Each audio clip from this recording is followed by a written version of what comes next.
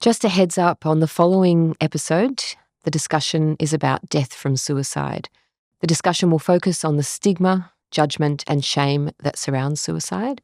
If you need support in Australia, please refer to the crisis phone numbers in the notes or in your own local area.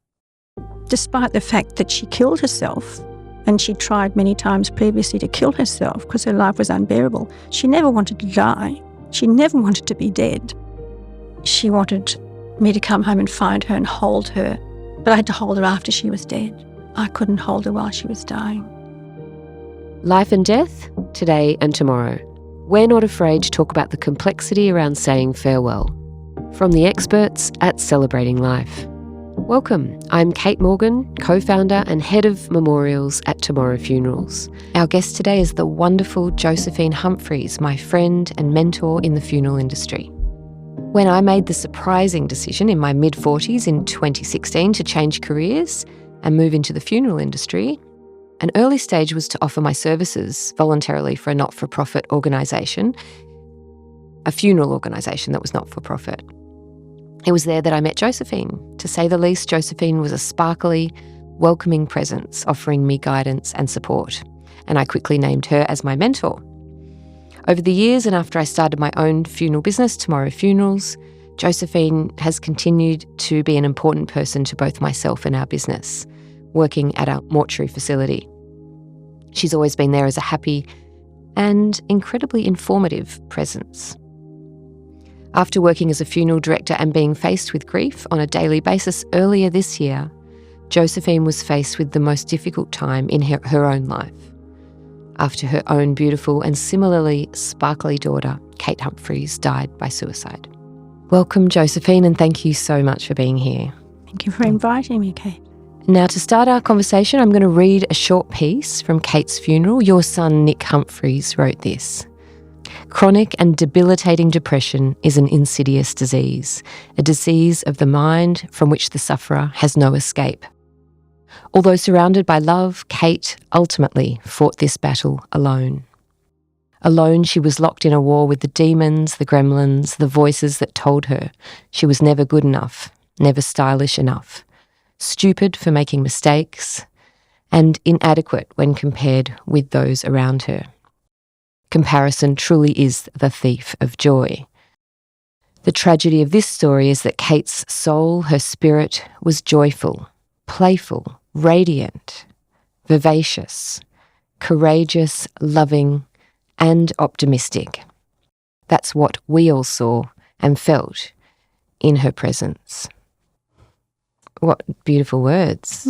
He's a wordsmith, Nick. He's a wordsmith. Yeah, really beautiful. And it really gives me a bit more understanding about Kate as well, just hearing those beautiful words.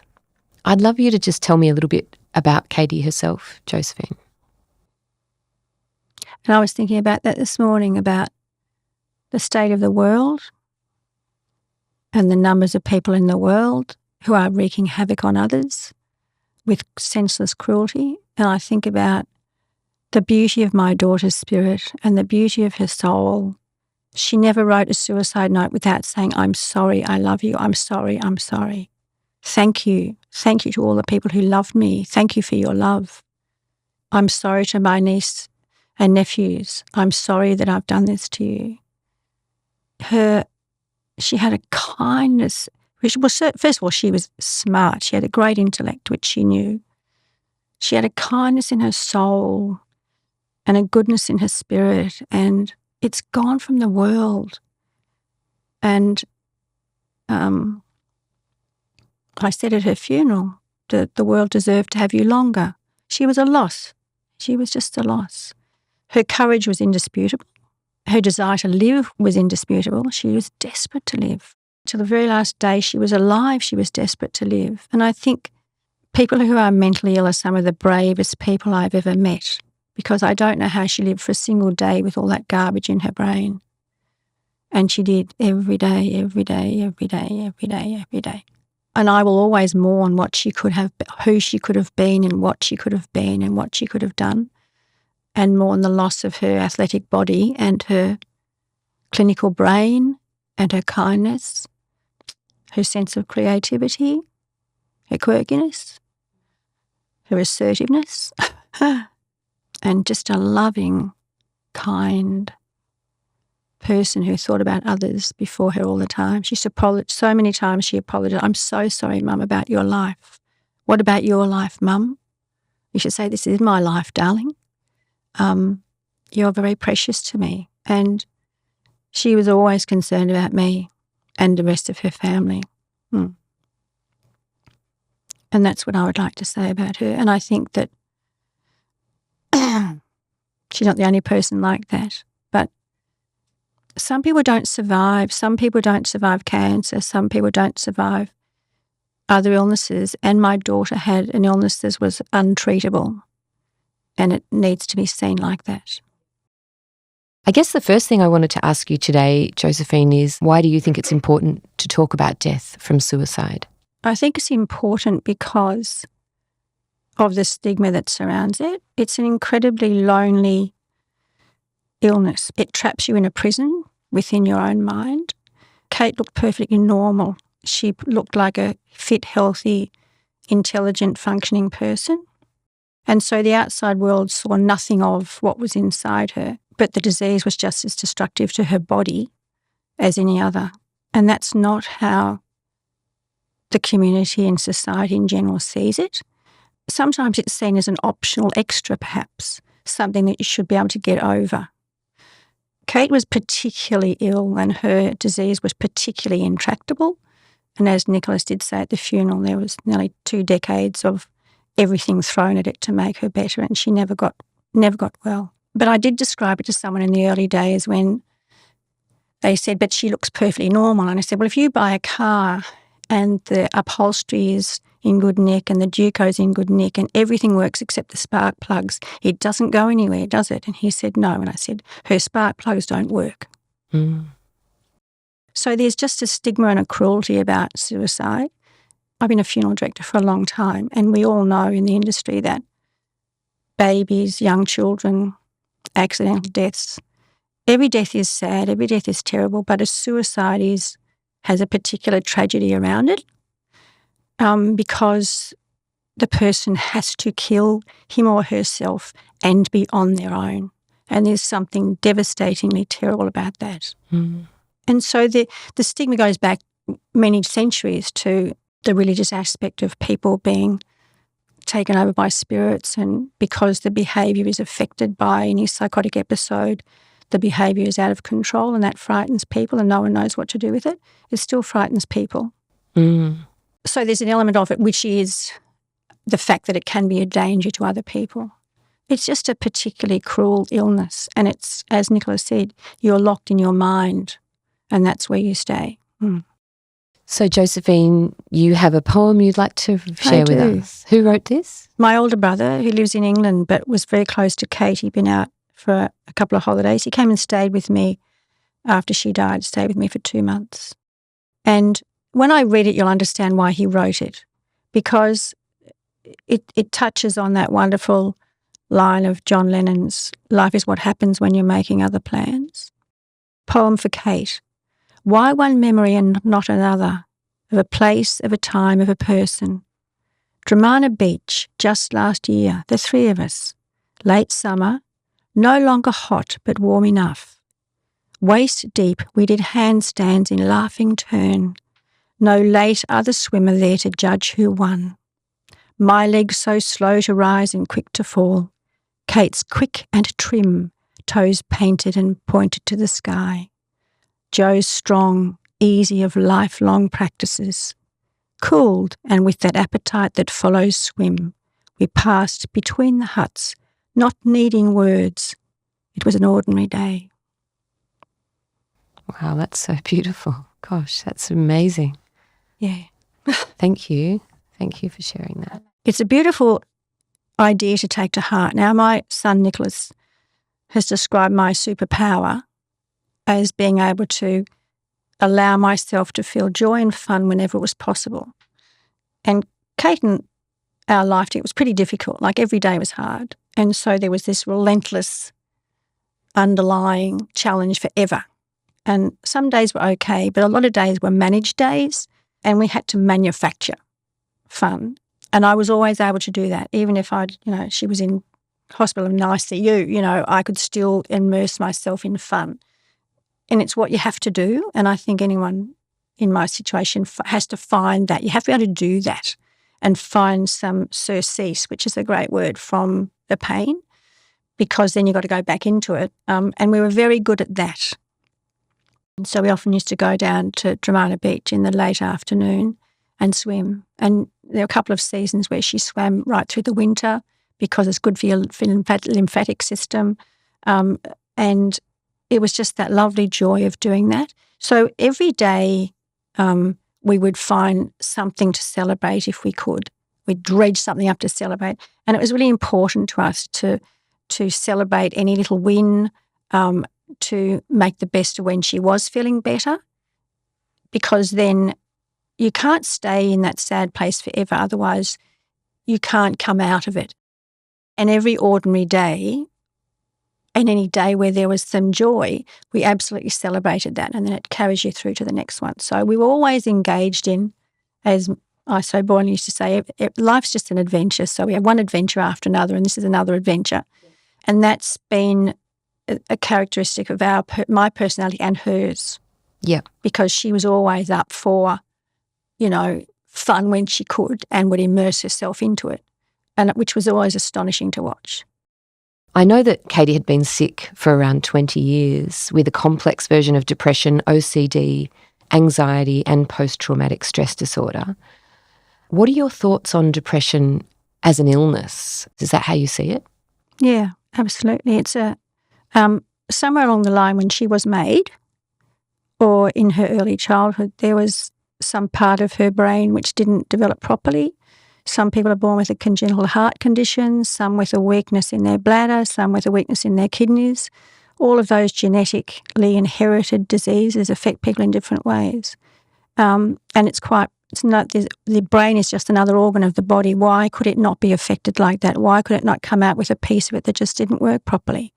And as she developed and grew, it never was able to interpret the world and react to the world in a functional way. Post-traumatic stress is interesting because it's trauma that is not from necessarily the thing that happens to you. It's the way your brain reacts to and deals with what happens to you. And one of Kate's issues in the early days of her illness was a terrible sense of shame and guilt because she had not had a terrible life. She'd had no traumatic events happen to her that most people don't deal with, and yet she had this intractable illness, and she felt she hadn't deserved it, she hadn't earned it because she hadn't been subjected to the trauma that other people had been.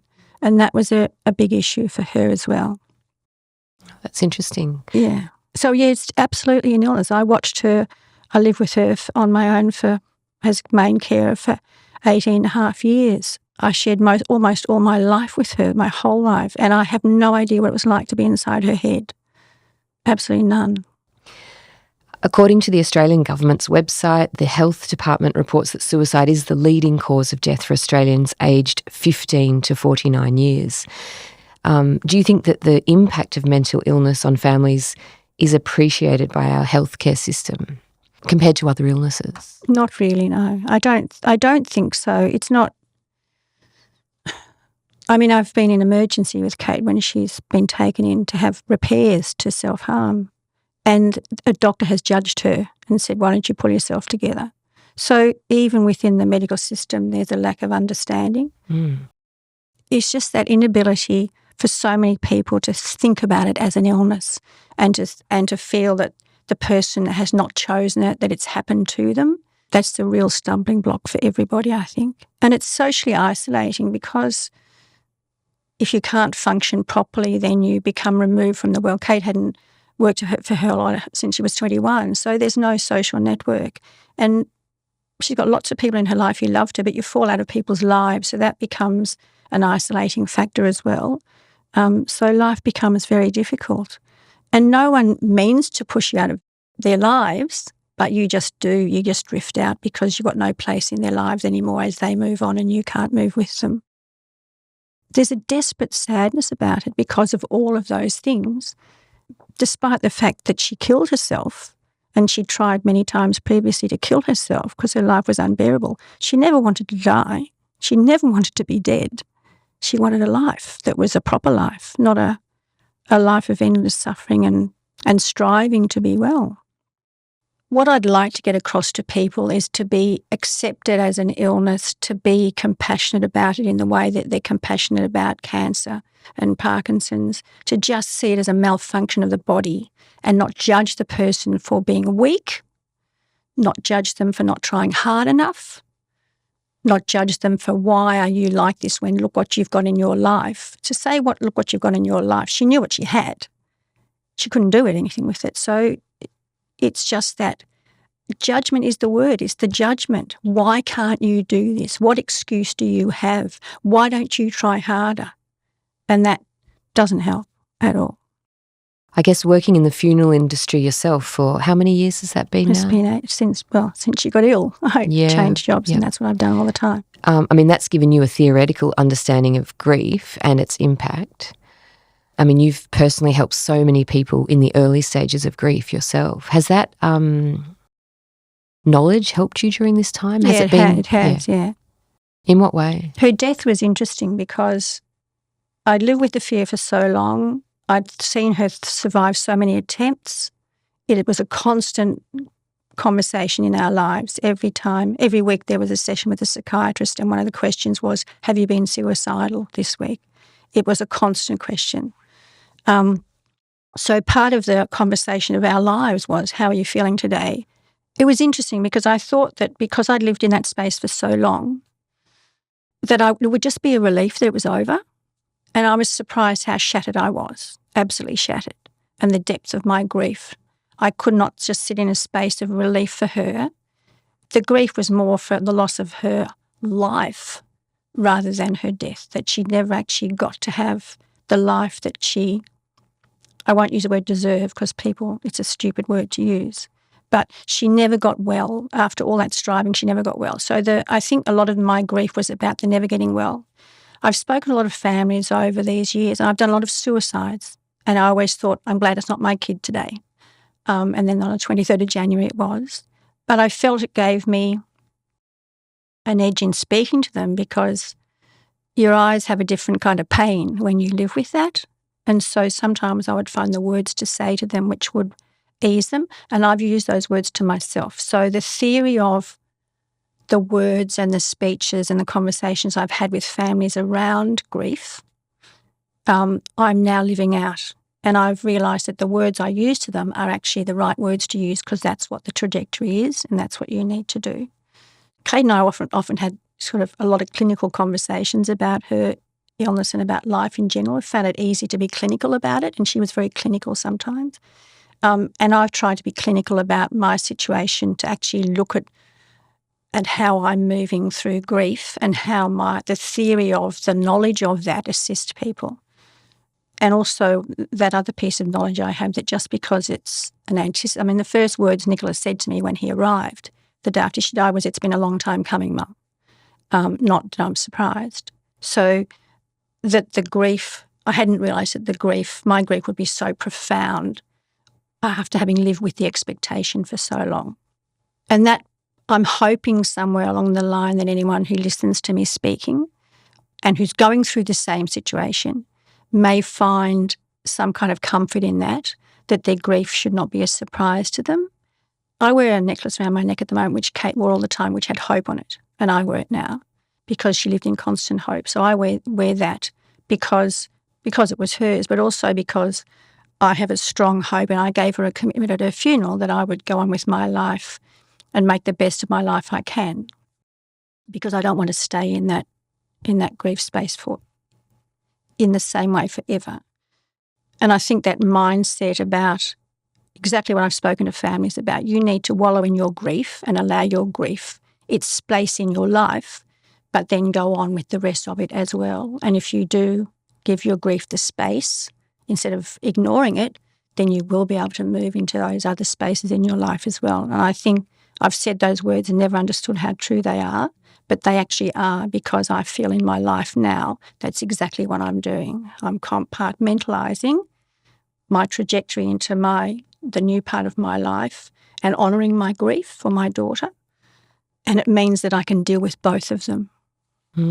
Wow, it's an incredible approach you have to it, just the way you think about it. I mean, I'm sure that will be helpful for other people too. I hope so. Otherwise I'd be sitting in the gardens. But Kate has got, 20 years worth of journals of her thoughts. And it was always about, I'll turn this into a book. Can someone use this? Can my brother and I do this when I am well, when I'm well, when I'm well? It was always when I am well, to be able to be useful in the profession or to people who were going through mental illness if it's helpful for them. So those journals may never see the light of day now because that was her mission with her brother. But if I meet 5 people in the rest of my life for whom my experience is useful, then I'll take some solace from that, and so will Kate. Was it difficult to celebrate Kate's life considering her death? And can you speak a little bit about the importance of ceremony as well? She wanted to be cremated, and she wants her ashes to be with her grandmother, my mother, in a lake up in the hills. She'd been denied a marriage, she'd been denied a child, she'd been denied a graduation ceremony. She'd been denied a lot of things in her life, and I wanted her funeral to be a ceremony. So I made it one. I said to my colleagues, this is what we're doing. So we had a procession into the chapel. We had a lot of beautiful opening ceremony. I wanted it to be ceremonial for her. So the eulogy was a bit confronting for people when Nick started because there wasn't much trivial stuff at the beginning, and he just went bang into that. And there were people in the room who didn't know she'd ever been sick. So they didn't know why she died. So the eulogy told them why. We had a photo presentation. The music was music that she'd chosen, and that was in her note. Creep, Weirdo, and Where Is My Mind, which were all pretty appropriate songs. So it was a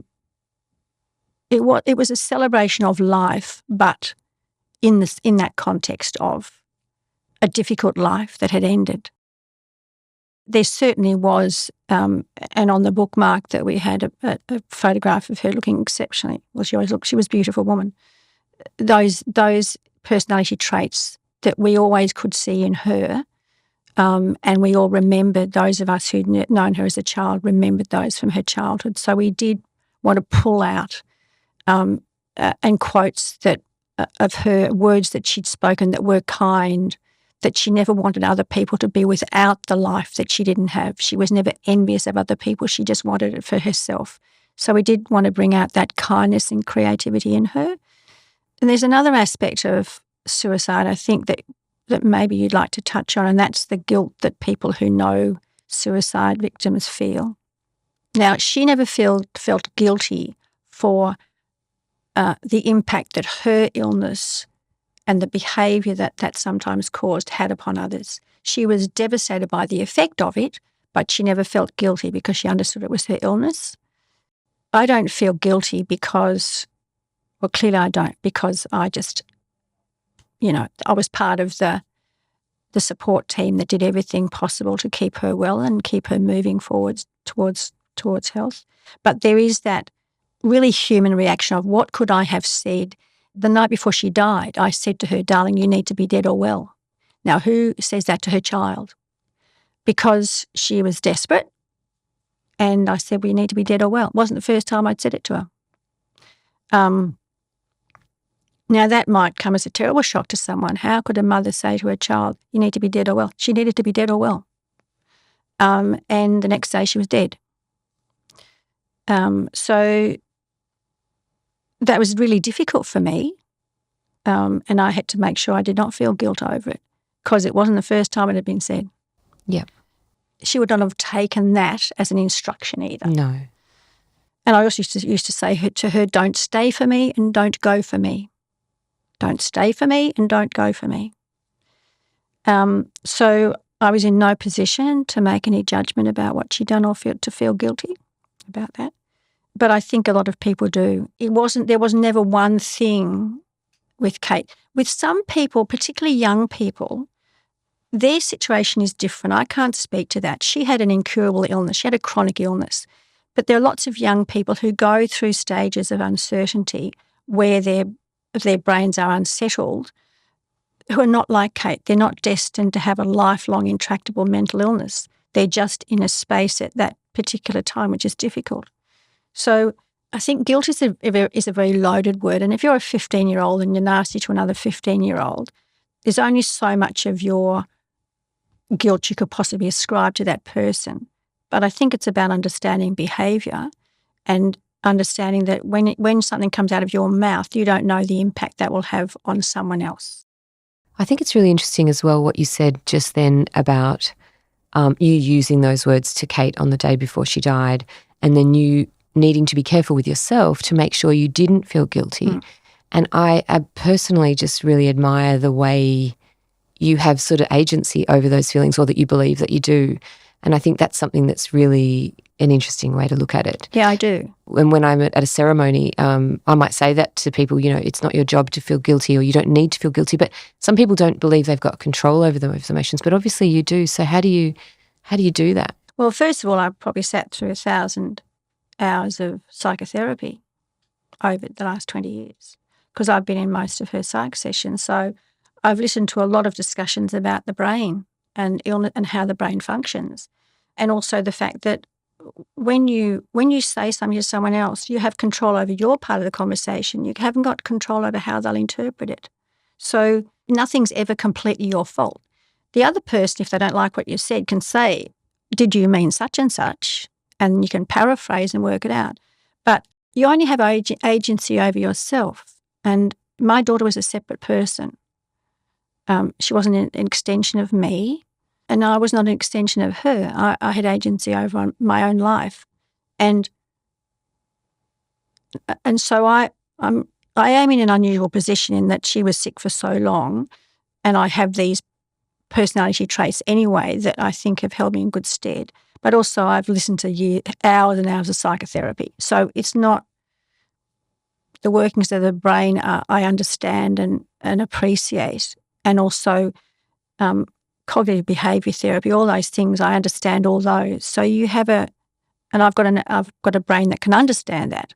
So I can make my own choices. And also, in a way, I owe it to Kate not to fall in a screaming heap for the rest of my life, because then what does that say about what we gave to each other? But guilt is,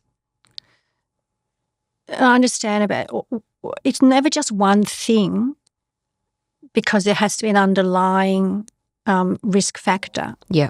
So guilt is only useful on some level if it makes you then think about and reflect upon your behaviour and change it in the future.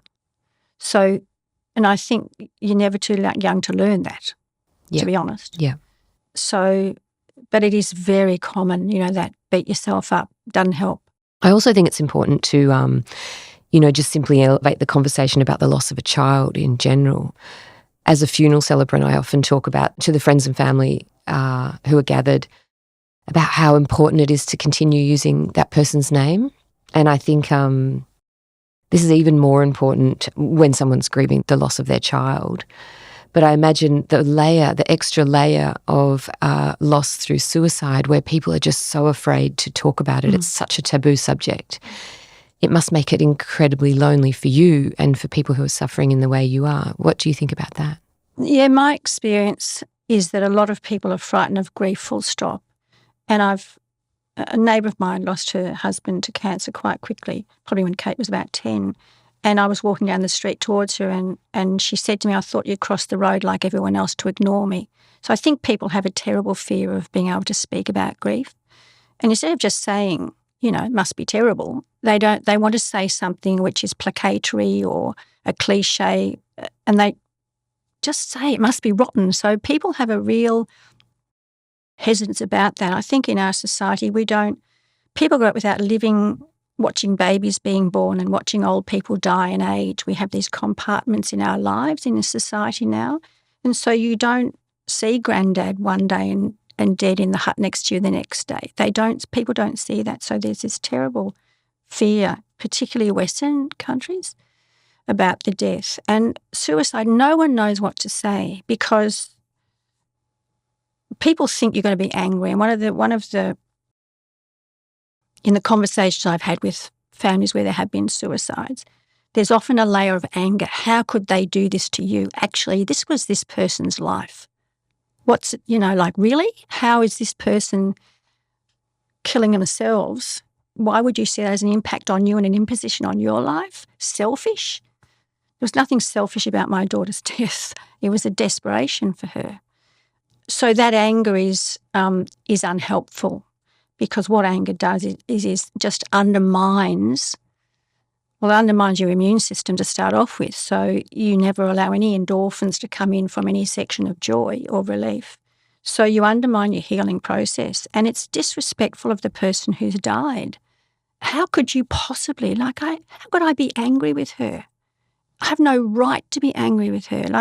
It just adds a layer of antagonism within the family and an inability of particularly the parents to properly allow themselves to accept their own grief if they feel they should be angry with their child who's killed themselves. It's a really strange.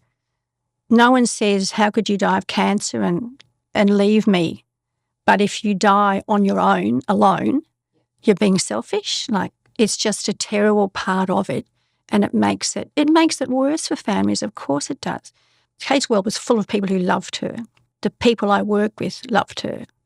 That cushions me immensely, the fact that I have so many people in my life who make no judgment about Kate at all. That's a great comfort to me, because I don't have to deal with that ever. It's difficult not to over-dramatise the difference in a suicide death and every other. One of my daughter's last notes, when she did nearly died, she wanted me to come home and find her and hold her until they came to take her away. But I had to hold her after she was dead. I couldn't hold her while she was dying. And I know lots of people who've had, how often do you hear, and he died with his loved ones, family and friends around him. My daughter died alone, with no one's arms around her, no one holding her hand, and everyone who suicides dies alone, just alone. And that's, I think, for anyone who loved her, but particularly for her father and me and her brothers. When I think about her making that decision and being on her own and the life gone from her when I found her, it's appalling, absolutely appalling. And the last time Kate made sure it worked. Yeah. Yeah. I mean, it's agonising. It's terrible. Mm. Yeah, it's all of that. I'm not Robinson Crusoe. I'm not the only one who's had someone dealing with this issue for a long time and multiple suicide attempts and hospitalisations and ICU hospitalisations and self-harm. And it's unfortunately not uncommon. It's like a death of 1,000 cuts. Mm. And so it is very different from, and I'm not being dismissive of or disrespectful of cancer treatments or anything. There's just an element of difference in it. Yeah. The impact on the body my daughter died with a physically healthy body, athletic body, and she wrung the life out of it. So why do you do that? She knew how clever she was. She knew how loved she was. She knew what she had to offer the world. She knew what she could have been. Why would you do that at 41 if you weren't in terrible pain? I've got no idea what it was like inside her head, but it must have been terrible. I came across this poem, it was written by Michael Lunig, that you sent me a few years ago. It was in our text messages, and you kindly thought it would be helpful at our ceremonies. And the beginning of it did remind me a little bit of Katie and the purpose of this conversation, and it goes like this. Anyone can get a life. Oh, I love this one. I'm so glad. I'm so glad. It's wonderful. Yeah. Anyone can lose it. But who will dare to inhabit the thing and use it?